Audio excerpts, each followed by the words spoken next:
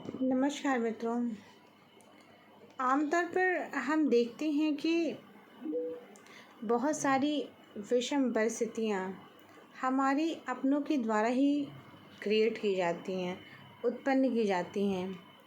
सभी घरों में एक किसी न किसी तरह की एक पॉलिटिक्स चलती रहती है, जिससे हर व्यक्ति चिर परिचित रहता है। उसे पता तो रहता है कि उसके पीछे क्या पॉलिटिक्स चल रही है, वह पूरी तरह से अवगत भी रहता है, पर इसके बाद भी वह व्यक्ति चुप रहता है। आपको पता है कि वह व्यक्ति चुप क्यों है? क्योंकि उस व्यक्ति को, जो व्यक्ति रिश्तों को संभालना जानता है, जो व्यक्ति रिश्तों की कीमत समझता है, वह व्यक्ति उन रिश्तों को बचाने के लिए ही चुप रहता है। और इसका कुछ लोग अन्यथा ही फ़ायदा उठाते हैं और अनायास ही उन रिश्तों से अनड्यू एडवांटेज लेने की कोशिशें करते रहते हैं। लेकिन हर व्यक्ति को यह समझना पड़ेगा कि हर इंसान के पास दिमाग है। आपकी चालाकियाँ एक बार, दो बार या तीन बार तक नहीं पकड़ी जाएंगी, या हो सकता है कि जो भी व्यक्ति, जिस भी इंसान से आप वो चालाकियाँ कर रहे हैं, वह समझता तो सब कुछ है, लेकिन वह जानबूझकर रिश्तों को बचाने के लिए, रिश्तों को प्राथमिकता देते हुए, किसी का अहित न चाहते हुए वह चुप है, तो इसका मतलब यह नहीं कि वह कुछ समझता नहीं है। वह बहुत ही भोला, नादान या मूर्ख है, जिसे कि आप मूर्ख समझते हैं, लेकिन ऐसा कुछ है नहीं।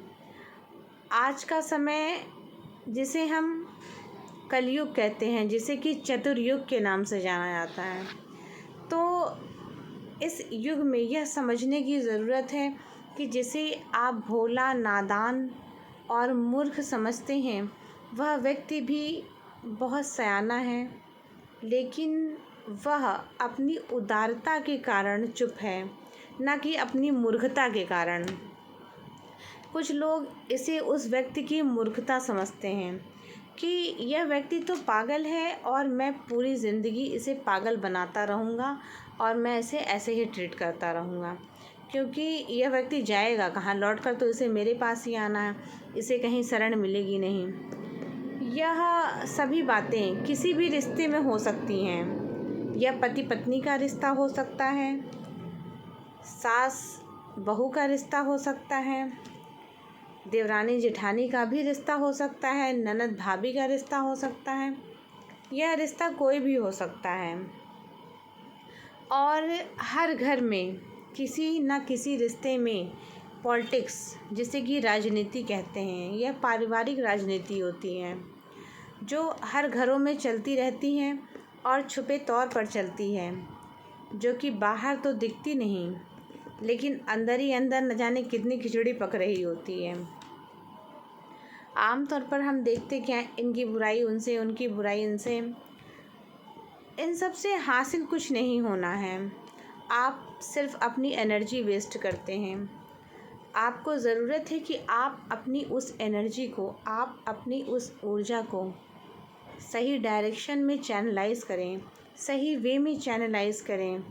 कहाँ जाना है, वह ऊर्जा कहाँ जानी चाहिए, किस एम पर फोकस की जानी चाहिए, किस एम पर ध्यान केंद्रित किया जाना चाहिए, यह आपको जानने और समझने की ज़रूरत है।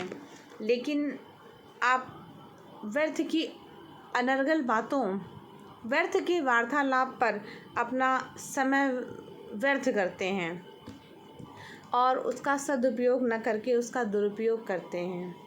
क्योंकि किसी की चुगली करने से, किसी की बुराई करने से आपको कुछ प्राप्त नहीं होता है। आप सिर्फ अपनी तरफ नेगेटिव ऊर्जा को अट्रैक्ट कर रहे होते हैं, जिससे आपके अंदर जो ऊर्जा है, जो पॉजिटिव ऊर्जा है, उसका दिन प्रतिदिन क्षरण हो रहा होता है, वह क्षय हो रही होती है और आपको इसका पता भी नहीं चलता और अनायास ही आप अपने अंदर अवगुणों का विकास कर रहे होते हैं, जो कि आपको नहीं करना चाहिए था। तो इस तरह की पारिवारिक पॉलिटिक्स से बचने की ज़रूरत है। हमें ऐसी पारिवारिक कलह-कलेश, पारिवारिक विवाद जो कि होते हैं, जो हमेशा से अनसुलझे रहे हैं और अनसुलझे रहेंगे, इनका कोई अंत नहीं है, क्योंकि चीज़ें जब परिवार के रिश्ते नाते पॉलिटिक्स में परिवर्तित होने लगते हैं, उसमें राजनीति चलने लगती है, तो उसका कोई अंत नहीं है। यह एक सिरे से शुरू होगी, दूसरे सिरे पर भी जारी ही रहेगी। एक व्यक्ति दूसरे व्यक्ति को नीचा दिखाने में लगा ही रहता है। तो जहाँ पर आपसी सामंजस्य नहीं है, आपसी तालमेल नहीं है, जहाँ पर पारिवारिक संवेदनाएं मर चुकी होती हैं, एक दूसरे को समझने का स्पेस नहीं है, एक दूसरे को समझने की व्यवस्था नहीं है, माइंडसेट नहीं है, वहाँ पर किसी का कुछ नहीं हो सकता है। हम अनर्गल चीज़ों में अपना समय यूं ही व्यर्थ कर रहे हैं और अपनी ऊर्जा का क्षरण कर रहे हैं, उसे सही डायरेक्शन में चैनलाइज नहीं कर रहे हैं। तो हमें अपनी शक्ति को सही दिशा की ओर केंद्रित करना चाहिए और अपने ध्यान को उच्च श्रेणी की तरफ लेकर जाना चाहिए, ना कि निम्नतम श्रेणी की ओर, क्योंकि हमने इस धरती पर मनुष्य जीवन पाया है और उस जीवन को हमें यूटिलाइज़ करने की ज़रूरत है, उसको आगे बढ़ाने की ज़रूरत है। इन्हीं सब बातों के साथ मैं अपनी वाणी को ही विराम देती हूँ। धन्यवाद।